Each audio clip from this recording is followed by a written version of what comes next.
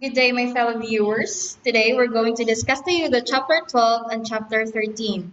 So now let's begin the chapter 12, which is the romantic interlude in Japan in 1888.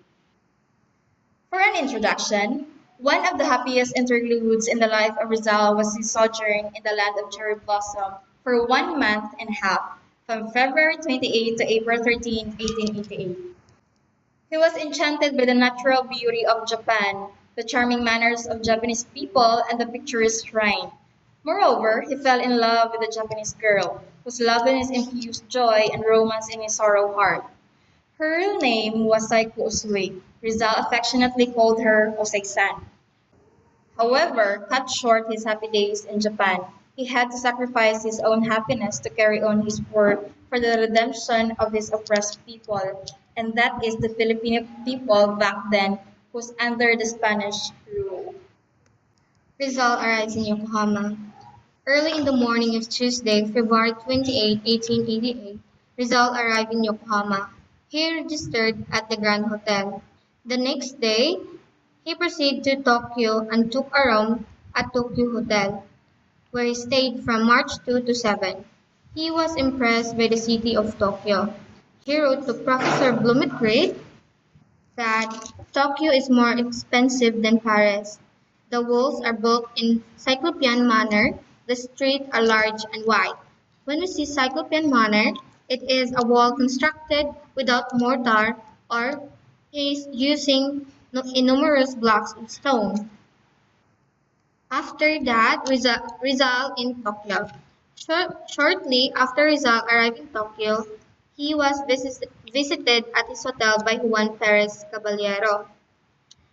Juan Perez Caballero is a secretary of the Spanish legation.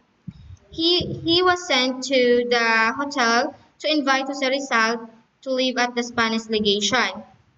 Rizal, being an intelligent man, realized that the Spanish diplomatic authorities were instructed from Manila to monitor his movements in Japan.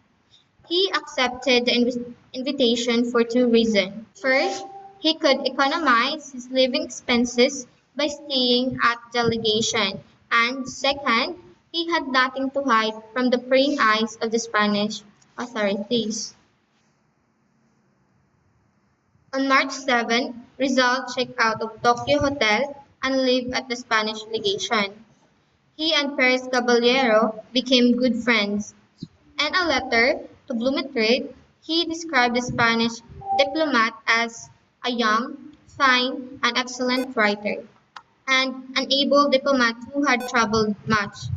During his first day in Tokyo, Rizal was embarrassed because he did not know the Japanese language. He looked like a Japanese but could not speak Japanese. He had a hard time shopping, for he could not be understood, and the Japanese children laughed at him. Those he wrote to Blumentritt. Here you have your friend, Rizal, the wonder of the Japanese, who has the face of a Japanese but does not speak Japanese. On the streets, when I do shopping, people look at me and ill-educated children laugh because I speak such a strange language. In Tokyo, very few persons speak English, but in Yokohama, many speak it. Some believe I am an Europeanized Japanese who does not want to be taken as such. To avoid further embarrassment, Rizal decided to study the language. Being a born linguist, he was able to speak in within a few days. He also studied the Japanese drama, which is kabuki, arts, music, and judo, Japanese art of self-defense. He browsed in the museums, libraries, art galleries, and shrines. He visited Meguro, Nikko, Hakone, Miyonoshita, and the village of Japan. These are the example of Jose Rizal went to visit.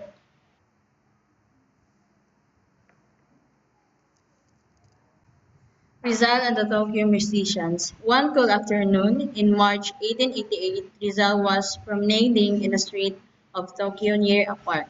It was a beautiful spring afternoon. There were many people at the park. As he approached, the Park Rizal heard the Tokyo band playing a classical work of Strauss. He was impressed by the superb performances of the Western music.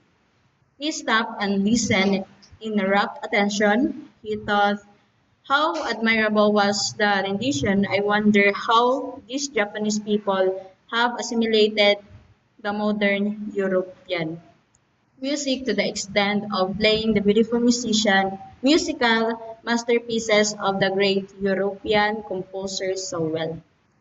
So, in March 1888 sa hapon, naglaag si Rizal, like naglakaw-lakaw lang sa Tokyo. So, Tokyo is capital as a Japan. Katong galakaw siya sa part sa Tokyo, naa siya nakita nga Tokyo band, nagtukar nga music, ang ilagi pa playing nga music is classical nga music ni Jonas Status, a classical Australian composer. So, na-stop si Rizal kay na-impress siya sa classic nga gipatukay nga music tapos nakahuna-una siya murag amazed ra kaayo kay na-adapt sa Japanese people ang yung modern European music nasabtan gyud nila nga pagsabot sa music. Tapos nakahuna-una sad si Rizal nga giunsa nila pagsabot ang modern European music. So the second is the band stopped playing. The musicians descended from the bandstand and walked around for a rest. Some began the converse. To Rizal's amazement, they were talking in Tagalog. He approached them inquiring in Tagalog is, Paisano, taga-saan po kayo? Compatriot, where are you from? The musicians were equally surprised and delighted to meet him. They told him they were Filipinos and that the principal instruments in the band were Japanese, but they were playing only the secondary instrument. So, sa sobraan ka Amazing Rizal, iyang gidol ang banda tapos gipangutana niya through Tagalog. Ang iyang gipangutana is pa isa no taga saan po kayo. So na surprise ang banda kay na ay Filipino nga ni dool nila which is si Rizal. Bali ang banda nga grupo is Filipino tapos na amaze sad sila ba kay na ay ni dool in from Filipinos country. Rizal's impression of Japan. Rizal was favorably impressed by Japan. He was a keen observer, taking copious notes on the life, custom, and culture of the Japanese people. The things which favorably impressed Rizal in Japan were first is the beauty of the country, its flowers, mountains, streams, and scenic panoramas. The second one is the cleanliness, politeness, and industry of Japanese people. The third one is the picturesque dress and simple charm of Japanese women. Fourth, there were very few thieves in Japan, so that the houses remain open day and night, and the hotel rooms one could safely leave money on the table. The fifth one is beggars were rarely seen in the city street, unlike sa Manila and other cities. However, there is one thing which he did not like in Japan, and that was the popular mode of transportation, which is the rickshaw, drawn by men. So Rizal's sensitive soul recoiled at seeing human being working like a horses, pulling the cart called rickshaw. He felt disgusted at the way of human being was employed like a horse. So these are the example of which is Rizal favored in Japan, the sceneries and the dresses of Japan. So now let's start the romance of Rizal with Osei-san. One spring afternoon, a few days after he had moved to the Spanish legation in the Azabu district of Tokyo, Rizal saw a pretty Japanese girl walking past the legation gate. Rizal made inquiries among the legation employee and learned from one of them, which is the Japanese gardener, that she was Saiko Usui. Rizal made inquiries among the legation employees and learned from one of the Japanese gardener that she was Saiko Usui, who lived in her parents' home and that she used to pass the delegation during daily walk in the afternoon. The following afternoon, Rizal and Japanese gardener waited at the legation gate and watched for the girl. As she approached, he took off his hat and politely introduced himself, as was the custom in Germany. At that time, Rizal is very poor in speaking in Japanese language, so that the Japanese gardener, helped him and explained to the girl that the young man was a physician from Manila who was a guest of the Spanish legation. Saiko-san was merely amused at the gallant gentleman from the Philippines who spoke in halting Japanese. So the girl replied in English, which she known, and also a French language. The two then conversed in both English and French. The language barrier was thus eliminated. Since the first meeting, Rizal and Osei-san, as Rizal called her, met almost daily. Together they visited the interesting spot of the city, which are the Imperial Art Gallery, the Imperial Library, the Botanical Garden in Japan, Hibayaki Park, and the picturesque shrines at Japan. Both found happiness in each other's company. Rizal was then a lonely 27 years old, delusioned by his frustrated romance with Leonor Rivera, and then embittered by Spanish justices at home. At that time, Osei-san is 23 years old, which she is a samurai's daughter, and had never yet experienced the ecstasy of true love. Rizal saw in lovely Osei-san the qualities of his ideal woman beauty, charm, modest, and intelligent. So si Osei-san is the ideal woman of Rizal back then. Not wonder he fell deeply in love with her. Osei-san reciprocated his affection for it. Was the first time her heart palpitated with joy to see a man of gallantry, dignity, courtesy, and versatile talents. More than a sweetheart, she was high-guided interpreter and tutor. She guided him to observing the shrines and villages around Tokyo. She improved his knowledge is Nippongo, which is a Japanese language and Japanese histories. And she interpreted for him the kabuki plays and the quaint customs and mores of Japanese people. Osei-san's beauty and affection almost tempted Rizal to settle down in Japan. At the same time, he was offered a good job at the Spanish legation.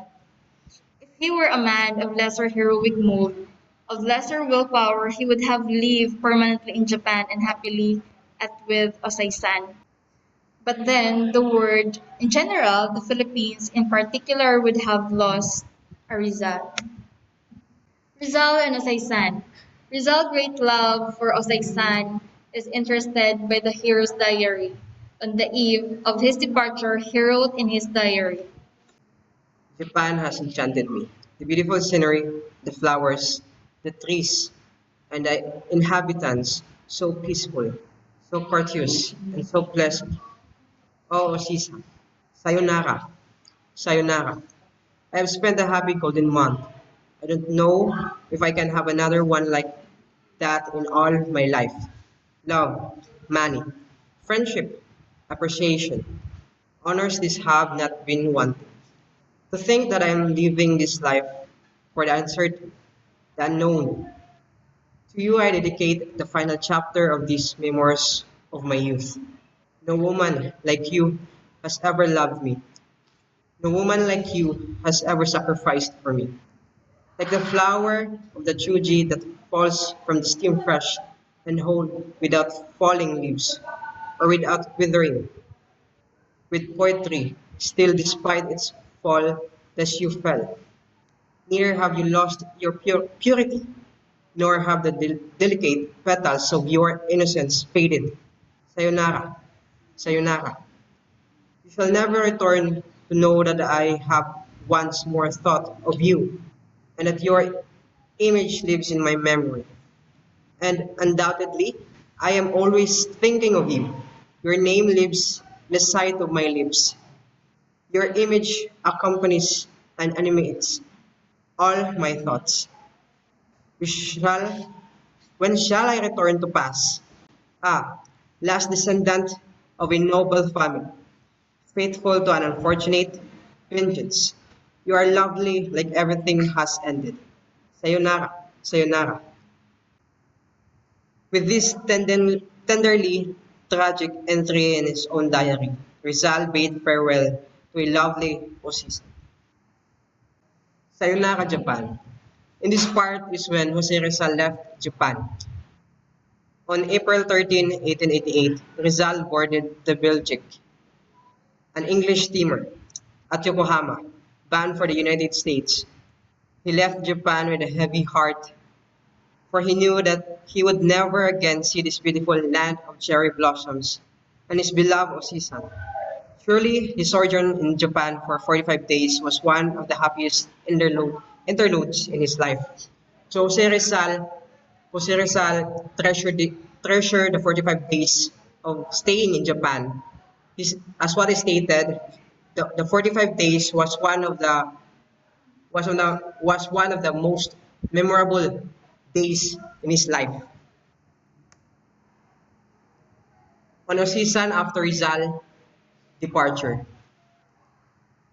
as everything on earth has to end, the beautiful romance between Rizal and Osisan inevitably came to a glorious ending. Sacrificing his personal happiness, Rizal had to carry on his libertarian mission in Europe. Accordingly, he resumed his voyage, leaving behind the lovely Osisan, whom he passionately loved.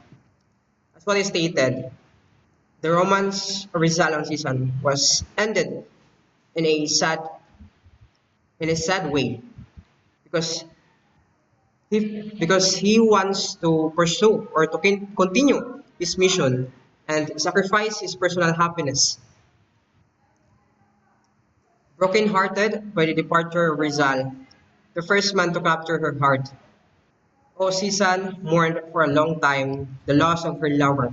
Eventually, she became resigned to her fate, cherishing into death the nostalgic memories of her romance with Rizal. This part, it is focusing to the life after departure of Rizal, the life of Osisan.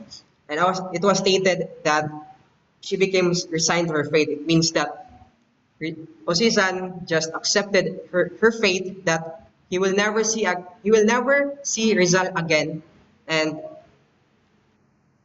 the memories will still there.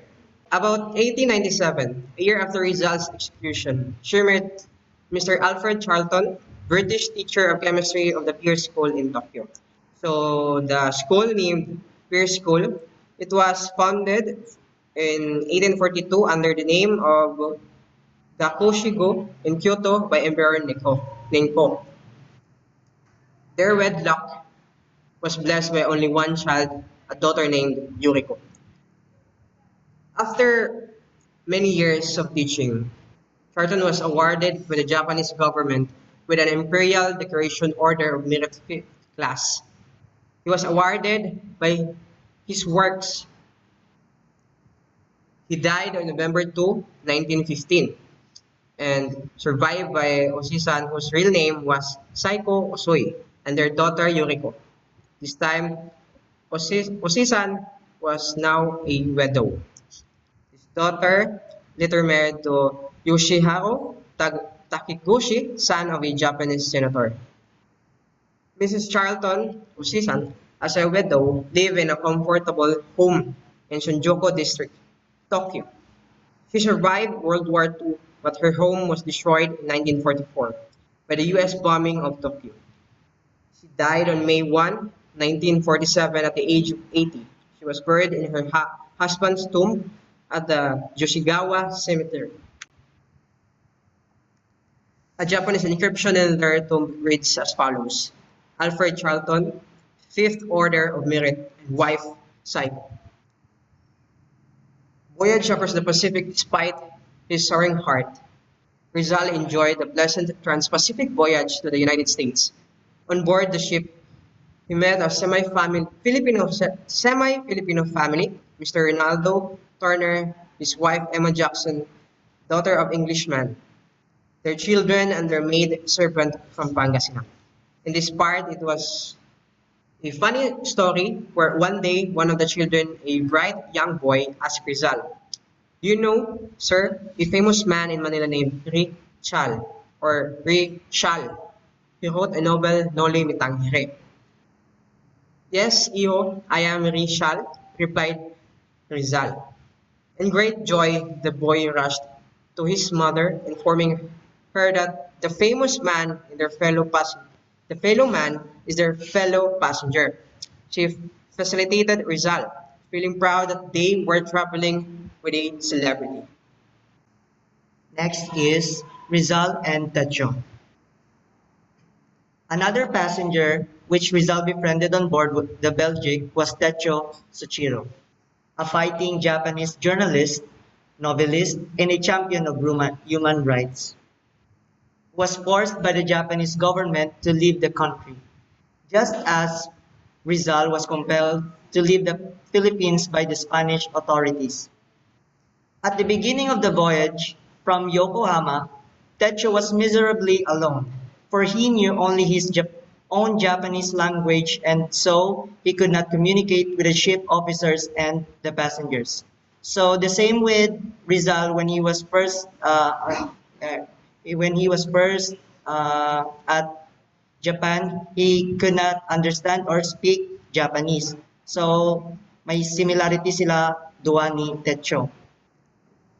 Learning of his predicament, Rizal, who knew many foreign languages, including Japanese, befriended befriended him and acted as his interpreter during their long trip from Yokohama to San Francisco, across the US to New York until they reached London, where they parted.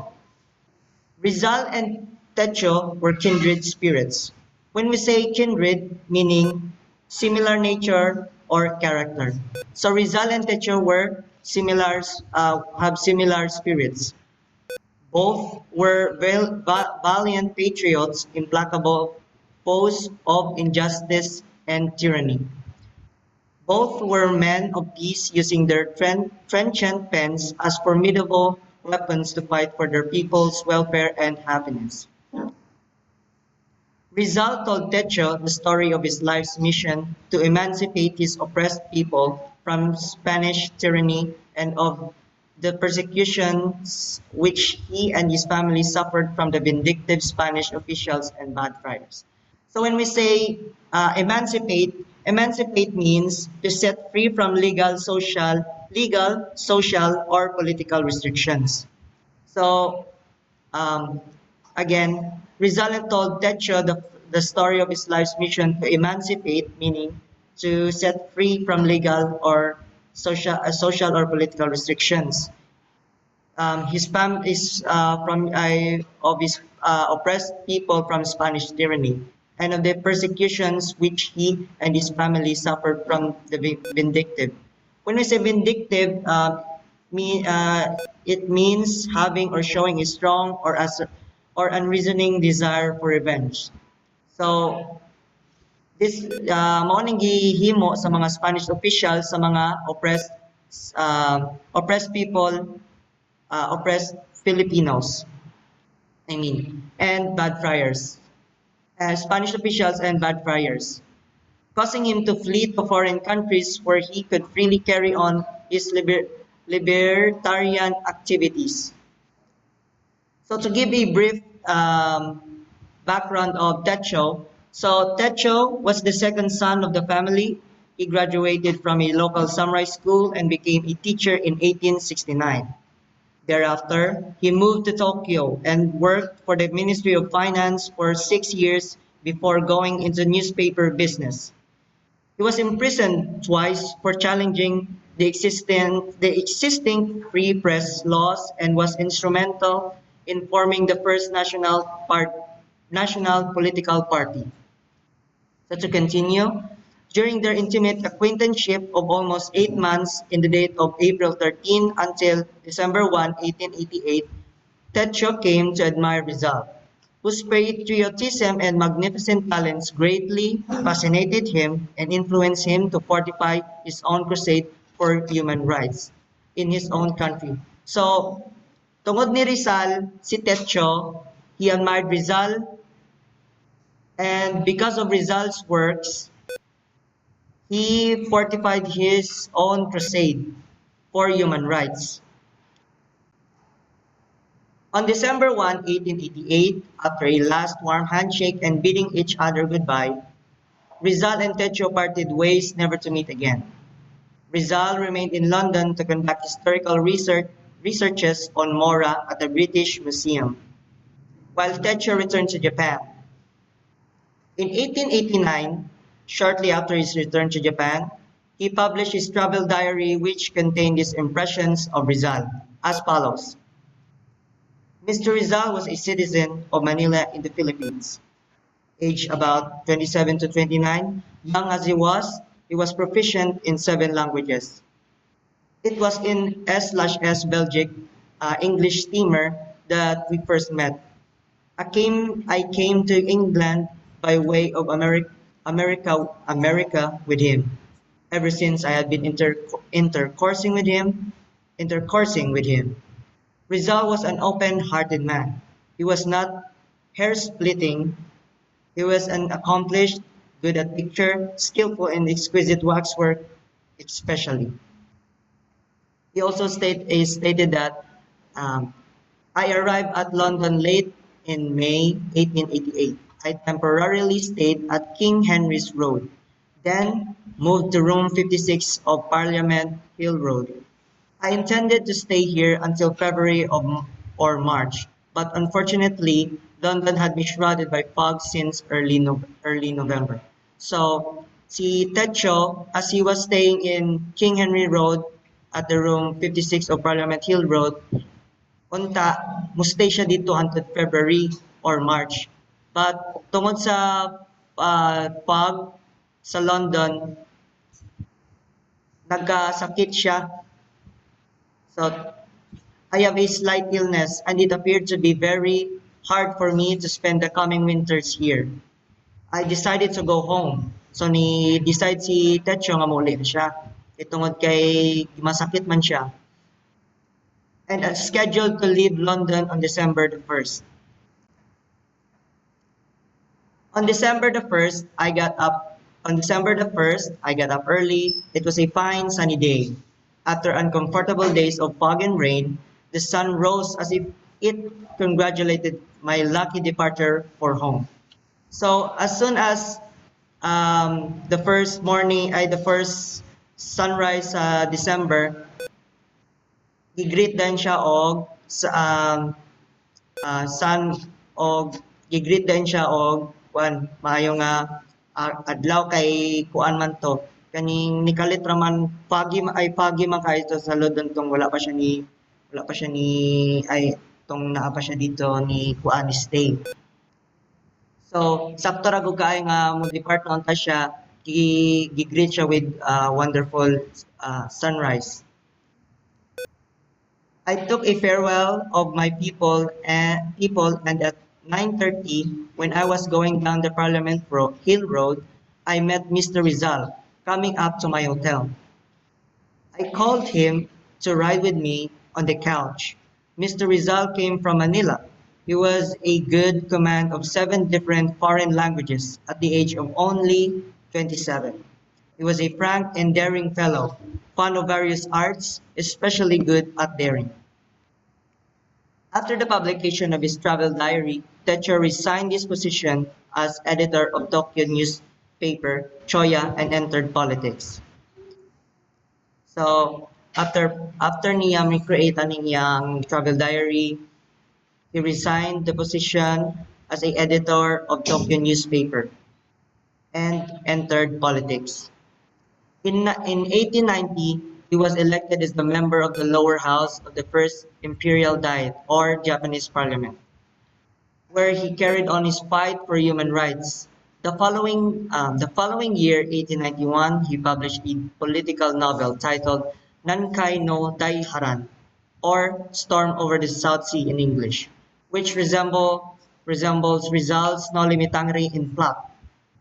3 years later, 1894, he published another novel entitled O Unahara, the big ocean, which was similar to El Filibusterismo. So after siya gi-elect sa lower house of the first imperial diet, he published his very first what do you call this insights sa in his own insights sa results on results no limitang re. And after 3 years, he published another one called O Onahara, which is similar to El Filibusterismo. While still a member of the imperial diet, Techo died of heart attack in Tokyo in February 1896, 10 months before Rizal's execution. He was then 49 years old. So a tragedy happened while he was still a member of imperial diet. He died of a heart attack in Tokyo while he was as young as 49 years old. So that was the end of chapter 12. So now let's proceed to chapter 13. Rizal's visit to the United States in 1888.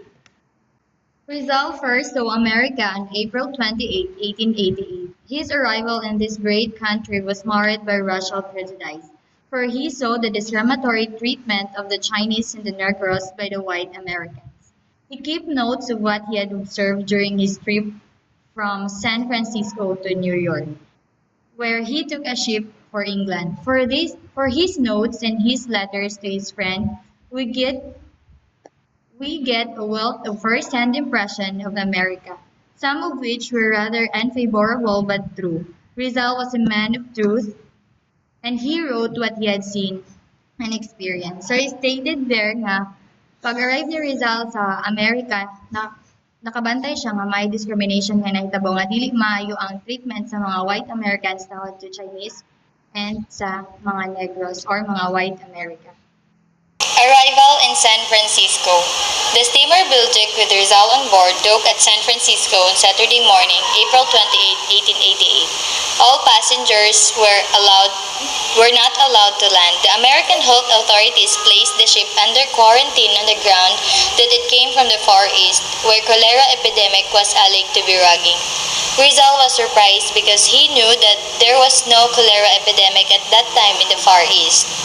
He joined the other passengers in protesting the unjustifiable action of the health authorities. The American consul in Japan had given the ship a clean bill of health, and the British governor of Hong Kong certified to the absence of cholera cases in China. He soon discovered that the placing of the ship under quarantine was motivated by politics. The ship was carrying 643 Chinese coolies. At that time, public opinion on the Pacific Coast was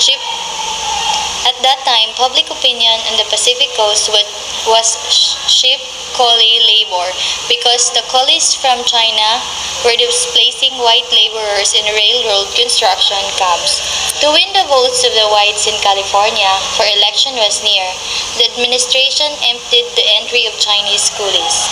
Rizal noticed that contrary of quarantine regulations, 700 bales of valuable Chinese silk were landed without fumigation, that the ship doctor went ashore without protest on the part of the health officers, and the customs employees ate several times on board the supposedly cholera-infested ship.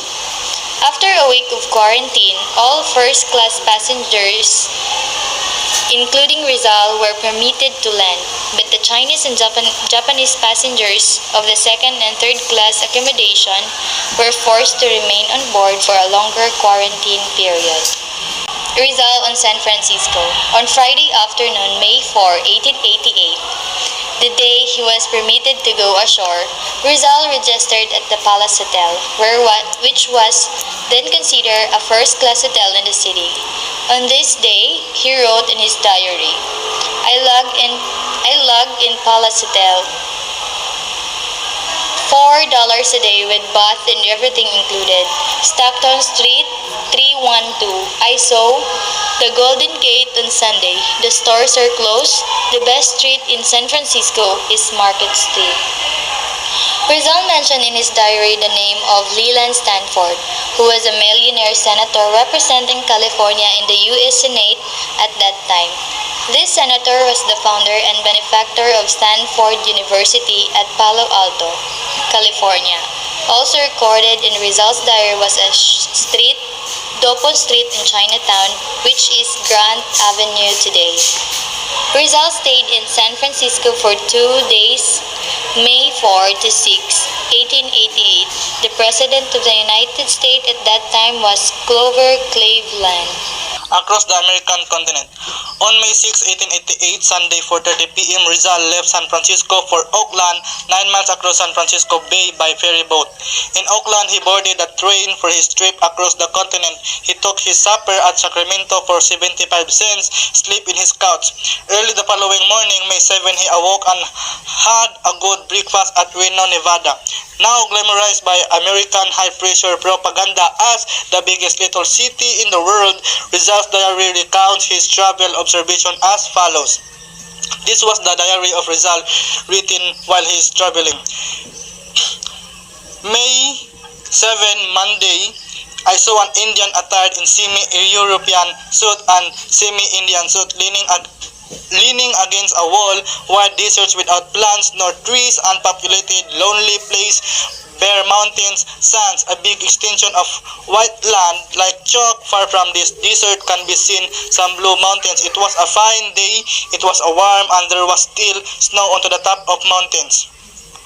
The following day, Tuesday, May 8, this is a beautiful morning. We stop from place to place. We are near Aden. I believe we have a good system of irrigation. This place would be cultivated.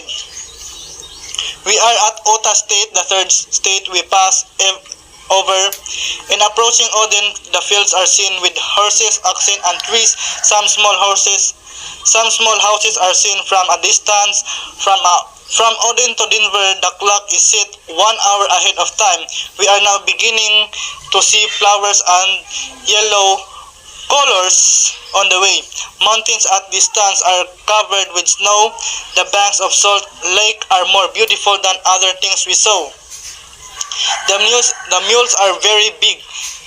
There are mountains in the middle of the lake like the island of the Talim in Laguna de Bay.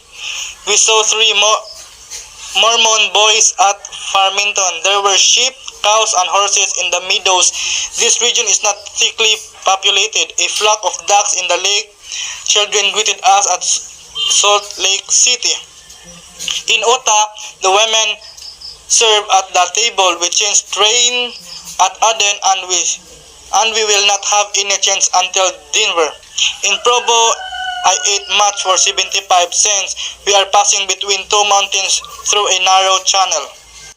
The following day, Wednesday, May 9, we are passing through the mountains and rocks along the river. The river is noisy and its noise gives life to the lifeless territory. We woke up at Colorado, the 5th state we crossed over. At 10:30, we climb at a certain height, and this is why snow is seen along the way. There are many pines. We pass through tunnels made of woods to protect the road against snow. Icicles in these tunnels are very bright, which give majestic effect. The porter of the Pullman car, an American, is a sort of thief.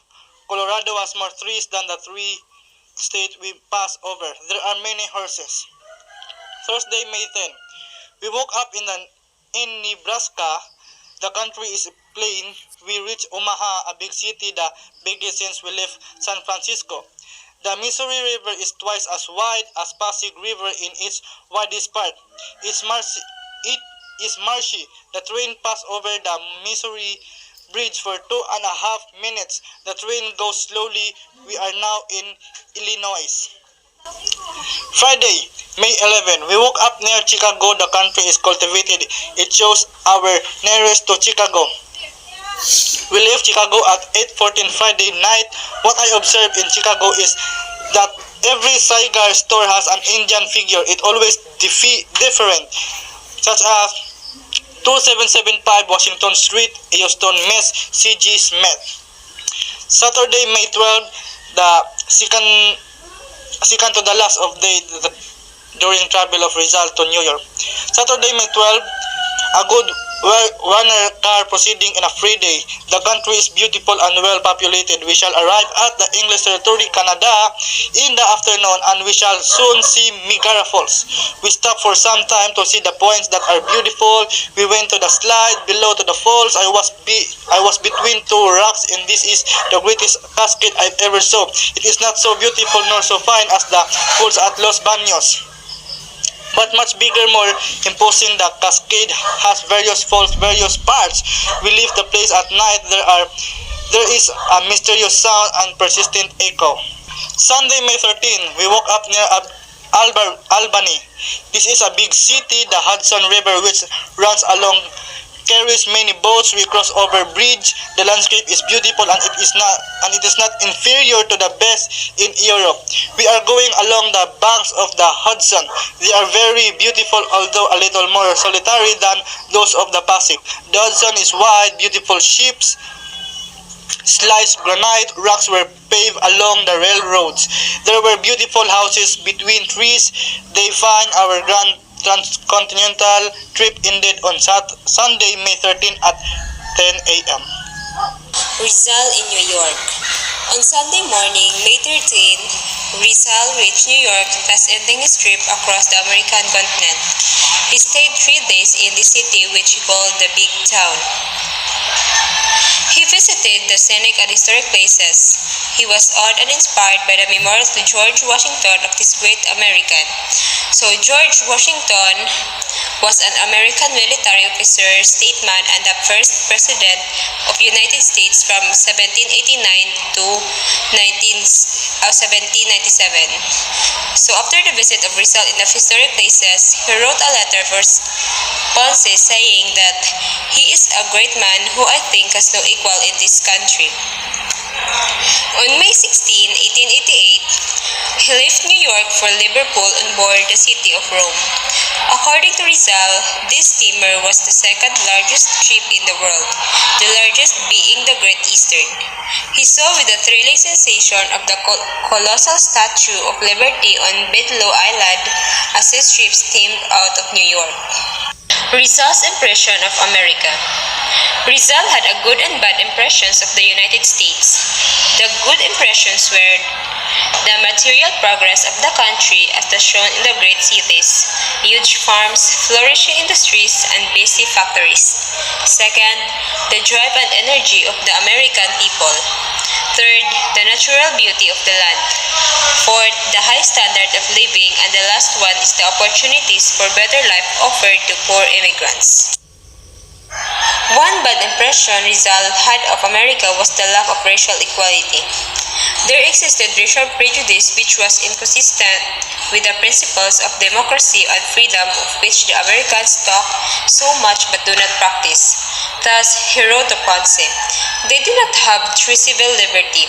In some states, the Negro cannot marry a white woman, nor a white man, a negress. Hatred against the Chinese leads to difficulty for other Asiatics who, like the Japanese, are mistaken for Chinese by the ignorant and therefore being disliked too." So, sa Amerika daw is wala daw fair nga treatment ang mga tao. In 1890, 2 years after Rizal's visit to the United States, Jose Alejandro, who was then studying engineering in Belgium, roamed with him on their date group. Philip Champagne Brussels Alejandro had never been in America, so that one day he asked Rizal, "What impressions do you have of America?" "America," answered Rizal, "is the land par excellence of freedom but only for the whites."